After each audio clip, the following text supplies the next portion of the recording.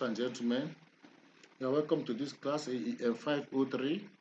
Your course lecturer again is Dr. Ngodi, and today we are on to week 8 of this particular course, and I think that's the last class. And in this last class, we'll be looking at factors of effective agricultural extension in rural areas. Of course, at the end of the day, we'll be able to see that those factors that actually affect extension services in the rural areas. And these factors, we're not just identifying the factors, but we should be able to discuss these factors extensively. There are quite many, but again, we should also remember that not all factors are prevalent in all rural areas. However, at the end of this course, you will be able to know those factors that are peculiar to your own area and the ones that are peculiar to other areas.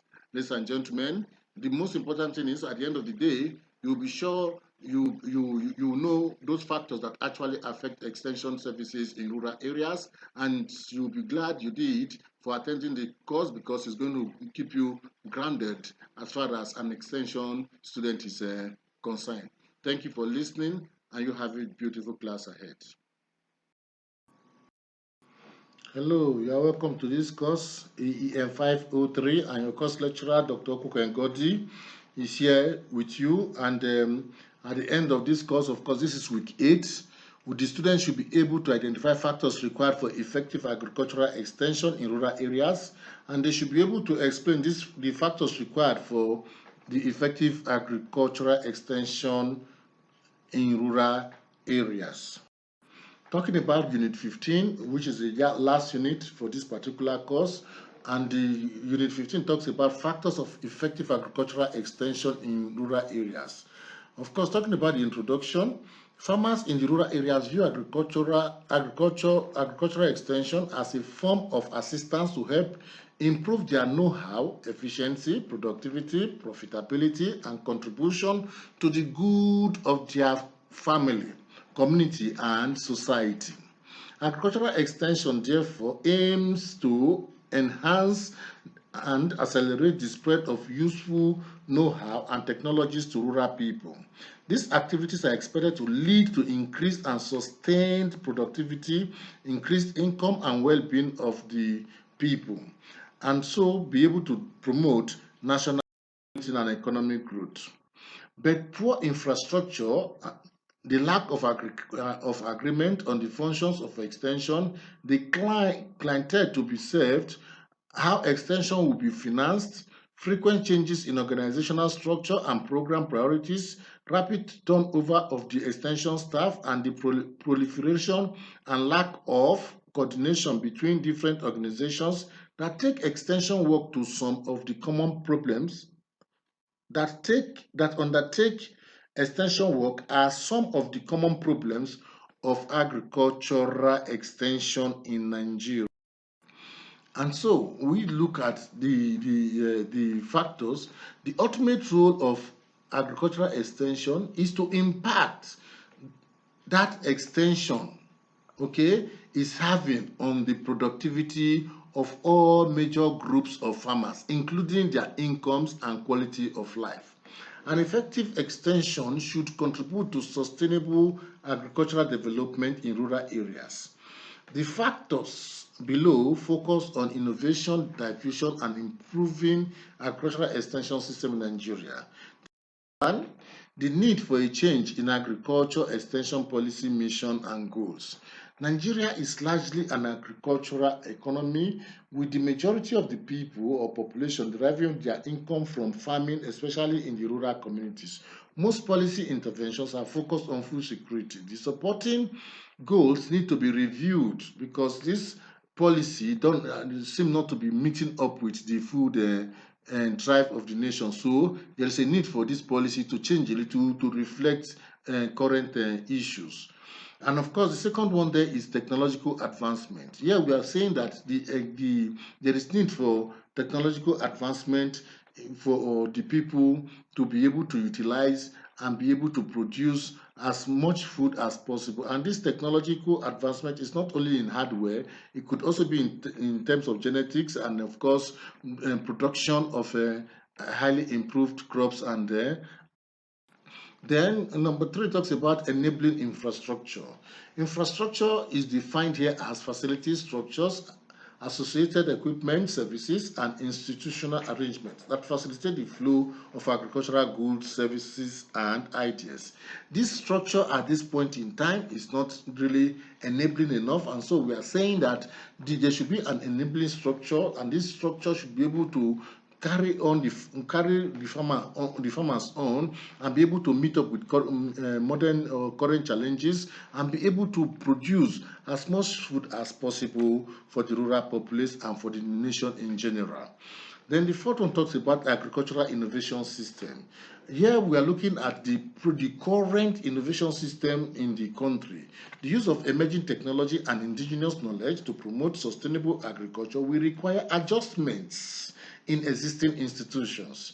New approaches need to be adopted to promote close interactions between government, business, farmers, academia, and civil society. So these innovation systems should be adjusted to meet current and of course, the fifth one talks about extension approach and functions. National extension systems can pursue one or several different extension approaches in implementing extension policy. And of course, there is this T and V system, which is worldwide accepted.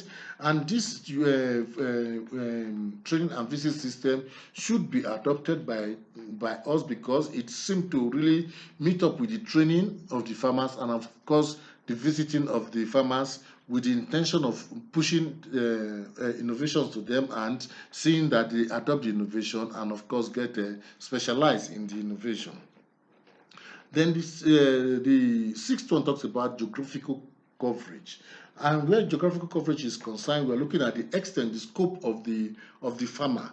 Okay, and of course, some where agriculture is concerned, agricultural extension is concerned, most of these things are left in the hands of federal government. But here we are saying that there should be what we call cost sharing between federal government, state government, and local government. And of course, this will make extension work to reflect these different sources of funding. And of course, these innovations will trickle down from federal to state and to local government. So every part of the facets of the government will now be carried along in where extension services are needed. And of course, the next talks about clientele or target beneficiaries. Ladies and gentlemen, here we are looking at the target of extension work. Oftentimes, the extension people or extension agents are always focusing on big-time farmers, and in most cases, they focus on males. Okay, and here we are saying that the small-scale farmers, which has been said to account for up to 80% of the farmers producing the needed food, should be the target of extension. And of course, women should also be given an attention. All right, and if this is properly done, we are very sure that there will be increased productivity. Then talking about organizational issues. The extension organization embodies different aspects of the extension system, and so it provides the management framework for the extension services. These organizational issues affect the scope, the magnitude, and structure of the extension system. What we are saying is that this has to change, and of course, it should reflect more aspects that can really be harmonized for a beautiful extension service. Then extension funding.